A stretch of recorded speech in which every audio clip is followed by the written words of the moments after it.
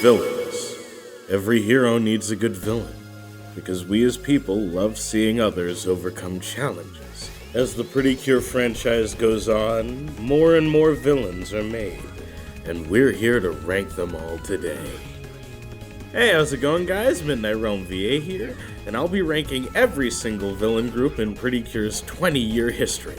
And since you're listening, I'm gonna give you a spoiler warning for all the PreCure series. Literally all. Now, to set up the criteria. A villain group in PreCure is a gathering of antagonists with a hierarchy either shown or implied. The villains may die, be redeemed, or be replaced, but as long as they're under the same leader, every member counts in the ranking. And no, I will not be counting any movie villains.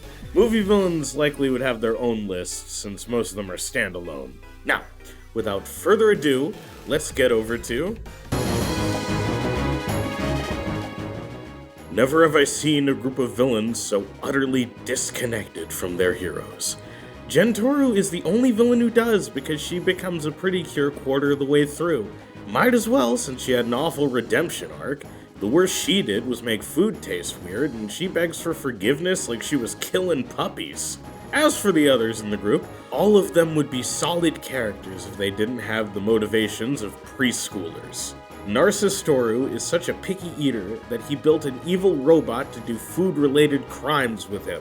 Secretoru is a perfectionist, but not one who tries, one who gives up because she wasn't perfect off the bat. No respect for those losers. And Godot's, real name Fennel, wants to starve the world because he doesn't want to share with his best friend. Oh no, how sad. God, I willingly dressed myself like this, and that's ridiculous to me. Hopefully we get better with the other food-related season, because next up is... Noir is so stupid that I have to bring this up off the jump. He was a soldier, presumably World War I because of the show coming out in 2017, the backstory happening 100 years ago, who was found by a magical girl and nursed back to health. She made great cupcakes, so he tried making cupcakes himself. His first attempt was bad, so he demanded the magical girl to make cupcakes for him forever. She said no, and he flew off the handle, releasing his soul from his body, turning the empty husk of his body into a familiar, and devoting his eternal existence to the vague concept of culinary evil. If it weren't for the other villains, Noir alone would be ranked lower than the Bundoru gang. Of course, Giulio is a solid villain who had a good redemption arc, but the thieves who come before him are just monsters of the week with a cute gimmick of growing with the same voice actor like Digimon. Grave and Alicio are very paint-by-numbers bad guy archetypes, and Bibbery, well, she's not going to save this list, but I did like her obsessive personality and how it manifested as a plush doll she believes to be a conduit of Noir himself. And while Bibbery may be obsessive, she's not as obsessive as... Oruba, a dark wizard with wicked intentions, desires to unleash an ancient chaos god. A lot of people forgot these guys, and that is for good reasons. Chikurun barely registers as a member, and Oruba himself is really the only memorable part of the group. Yes, Benigio has the TNA, but that's pretty normal for PreCure's villainesses.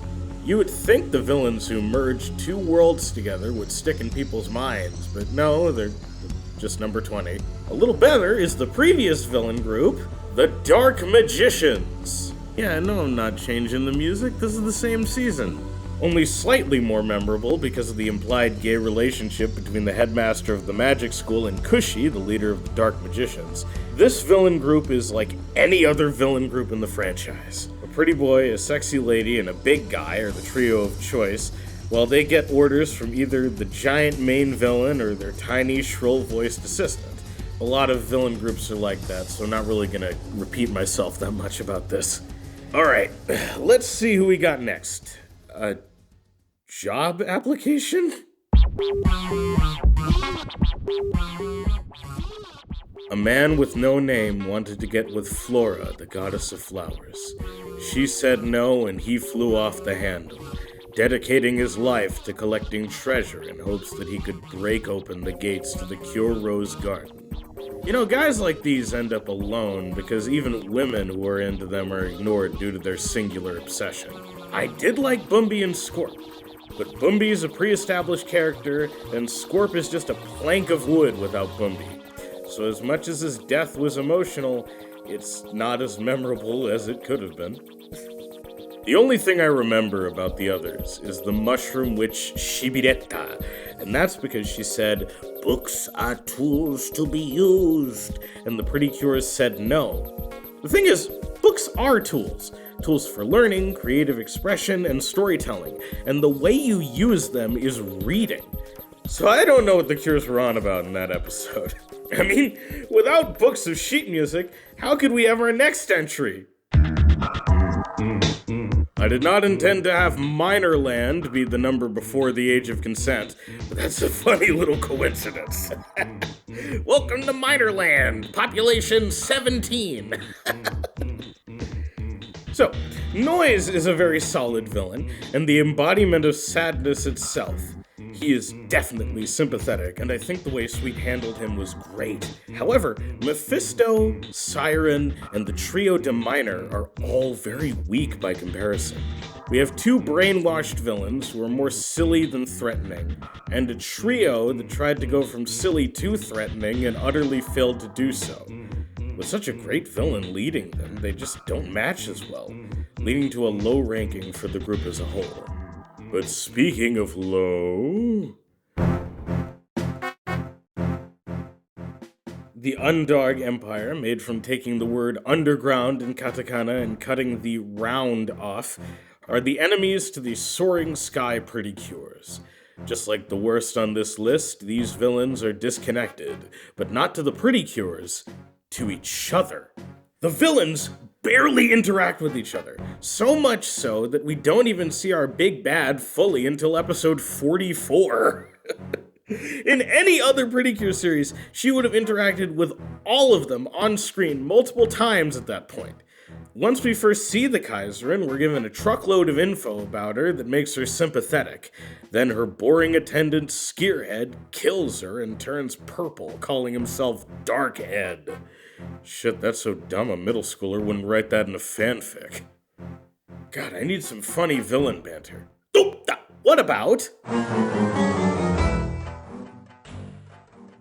The last thing you'd want in your Empire of Darkness is a fated resurrection, but as it turns out, that might be what you get.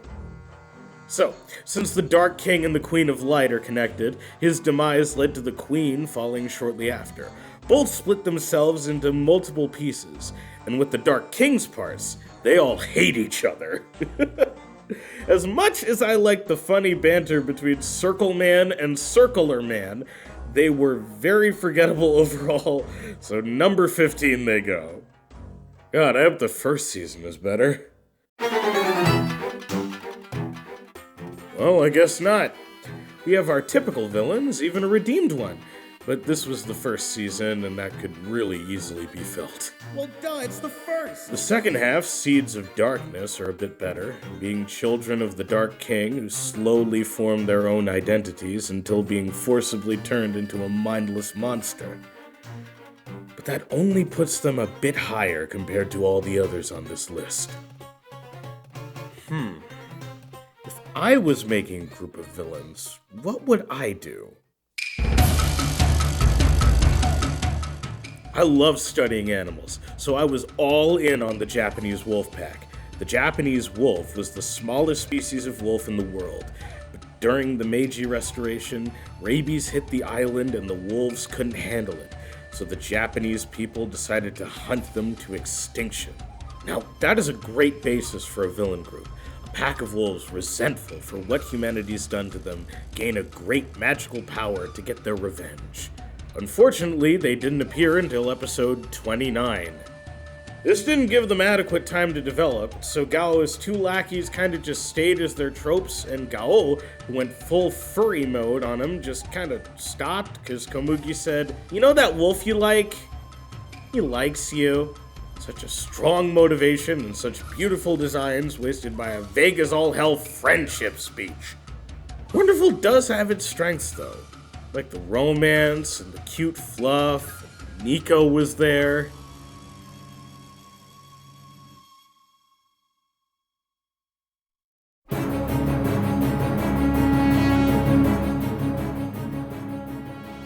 The not raiders are very much raiders, but they're not able to get the Lost Ark.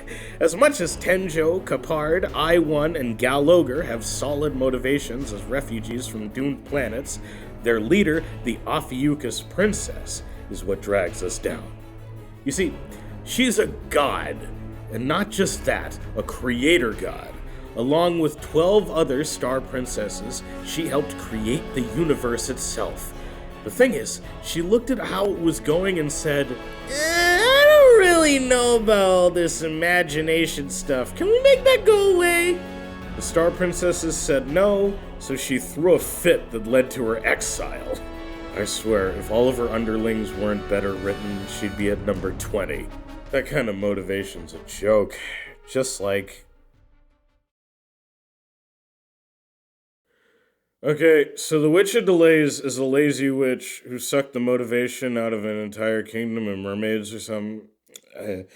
They cursed her name, but, didn't really do anything about it.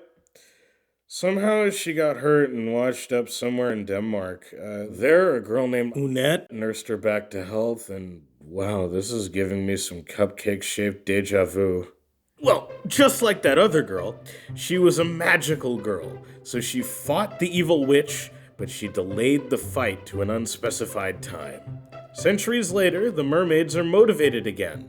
There's some gay stuff with the mermaid and a human girl, and the witch's staff gets their asses kicked by the second helping of magical girls. I like these guys, they're funny, and a funny villain team would usually be good for a more lighthearted season. However, others have done it better, so I'm leaving these guys at number 11. You know, with all these delays, the witch needs a better work ethic, like...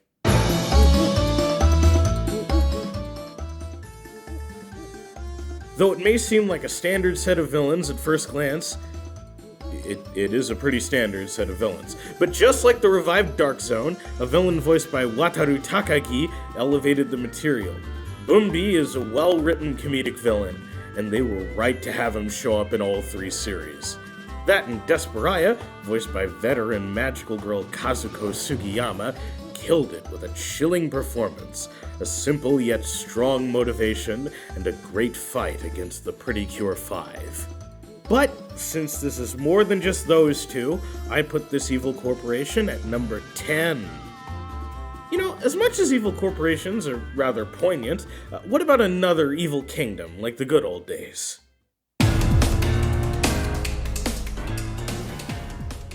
Just like Tropical Rouge, Smile PreCure was more lighthearted and didn't take itself seriously.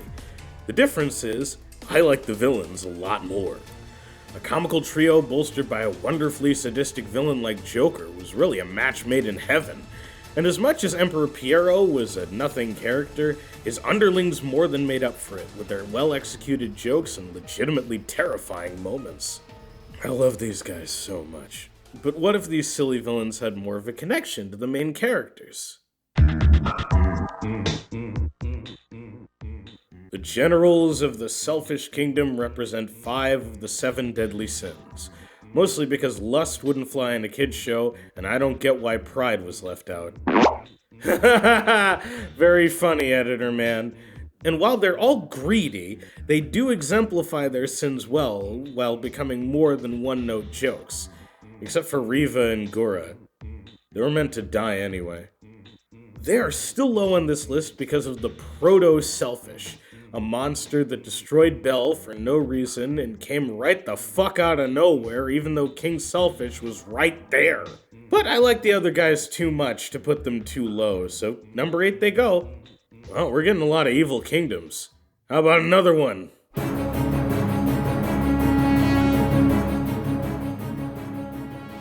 Seven. The number of years I theorized Toa was brainwashed for. Despair is truly heinous. Her voice is phenomenal. Of all the evil queens I've heard, this is the best I've heard in Japanese. Despair may have a simple motivation, but she makes the audience hate and fear her for all she's done. Not to sell the Three Musketeers short either, as all of them were perfectly cast, had really good arcs, and one of them's just a little kitty cat. How could you say no to that face? Toa's short time as Twilight, the Black Princess, her words not mine, was a great shake-up to the status quo, and her redemption motivated clothes to become hot, so I am 100% down with that. Now, time to open this box that has nothing suspicious in it at all. Blue sucks. The fandom agrees on that, so do all these villains. They're not only united over a shared hatred of Earth's god, but they almost act like a family.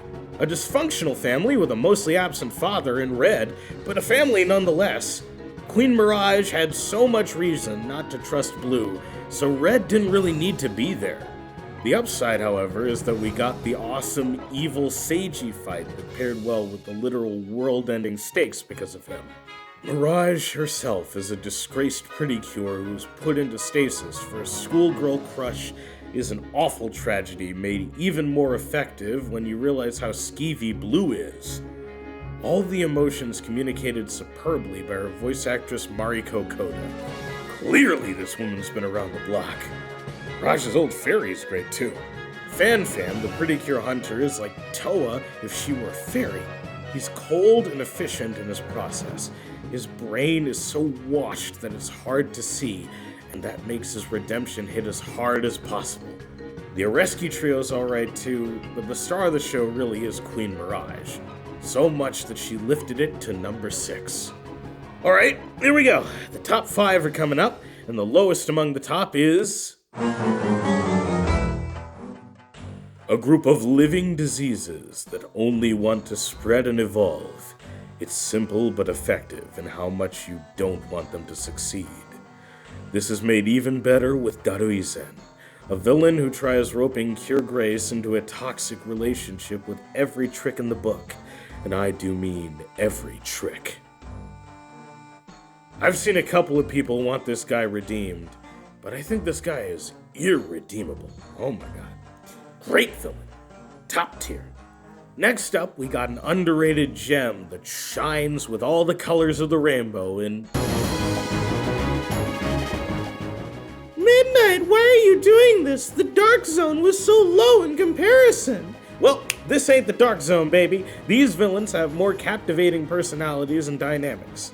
Have Kiryu, but better in the Kiryu sisters. And even though this big guy who looks like the Dark King is built up, turns out the sniveling assistant is the true mastermind in this plan, using Akudai Khan as a figurehead. The first twist villain in PreCure, and they tried to do the same with Spearhead, but fell flat on their faces. And there we have number 4. Next up, we got something devoid of life in the best way possible. A man exploring the Sahara Desert finds an alien mask that gives him great power. But that power comes with the erosion of all his values. He leaves his family to create a new one in space. His daughter fights back, and all she gets is a dead best friend. This man is Professor Sabaku, and he is a broken man. A man so broken he could risk anything for great power is a type of villain I love. So the center of Heartcatch's conflict, being a villain like that, sold me.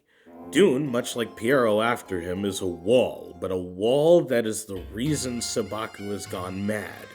The trio this time are a better one than the one in Happy Discharge because they have more clear parallels to the heroes. Everything about this villain group is the peak of what you can do with the formula. But wait, if they're the peak, who could be higher?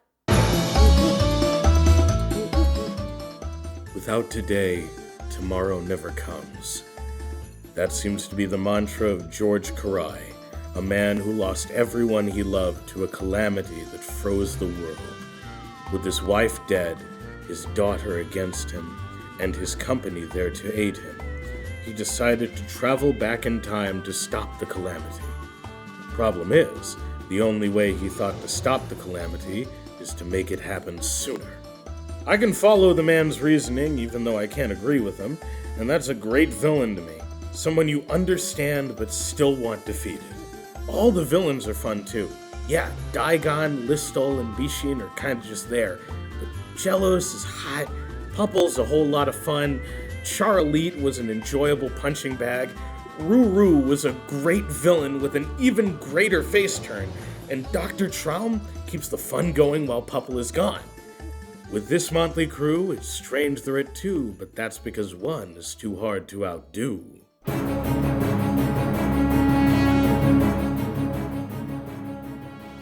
Imagine, if you will, a land with no plants controlled by an AI who determines everything you do. When you sleep, when you eat, when you work, even when you die.